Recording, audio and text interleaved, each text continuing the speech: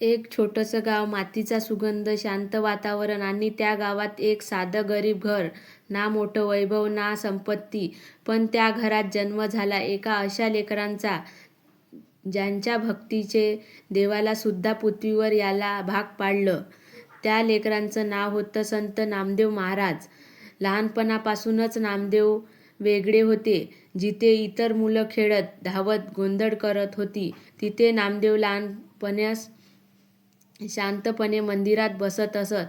त्यांचं मन खेळात नव्हतं, तर पूर्णपणे देवात गुंतलेलं होतं.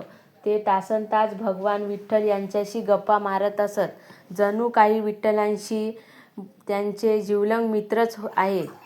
एक दिवस आईने विचारले, "नाम्या, तू रोज मंदिरात काय करतोस रे?" नामदेव हसून म्हणाले, "आई, मी विठ्ठलाशी बोलते. ते मला ऐकतात." आई थोडी हसली. तिला वाटलं लेकरू लहान आहे, कल्पना करत असेल. पण तिला माहीत नव्हतं की हे खरंच होतं. दिवस जात होते, पण नामदेवांची भक्ती दिवसेंदिवस वाढत होती. ते रोज मंदिरात जात, देवाशी बोलत, आपल्या मनातली प्रत्येक भावना सांगतात. त्यांच्याशी विठ्ठल फक्त मूर्ती नव्हते, तर जिवंत सखा होते. एक दिवस घरात जेवण तयार झालं. आईने प्रेमाने सांगितले, नामदेवाला हे जेवण देवाला नैवेद्य दाखवून दे." नामदेव आनंदाने थाळी घेऊन मंदिरात गेले. ते प्रेमाने म्हणाले, "विठ्ठला, बघ, मी तुझ्यासाठी जेवण आणलंय. चल आता खा." पण मंदिरात शांतता होती. कुठलाच प्रतिसाद नाही. नामदेव पुन्हा म्हणाले, "विठ्ठला, तू खात का नाहीस? ते माझ्या आईने प्रेमाने बनवलंय, तरी काहीच खात नाही."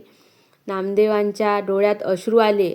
ते रडत म्हणाले, "जर तू खाणार नाहीस, तर मीही खाणार नाही." ते तिथेच बसून रडू लागले.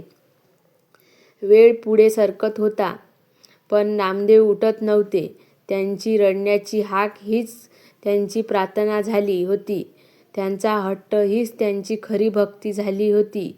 अचानक मंदिरात एक तेजस्वी प्रकाश पसरला आणि त्या प्रकाशातून प्रकट झाले भगवान विठ्ठल.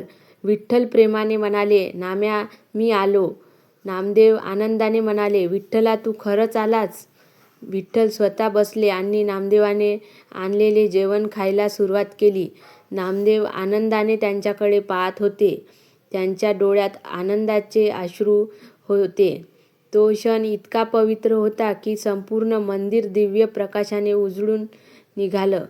त्या दिवशी जगाला एक गोष्ट समजली, देवाला मोठी पूजा, मोठे विधी नको असतात.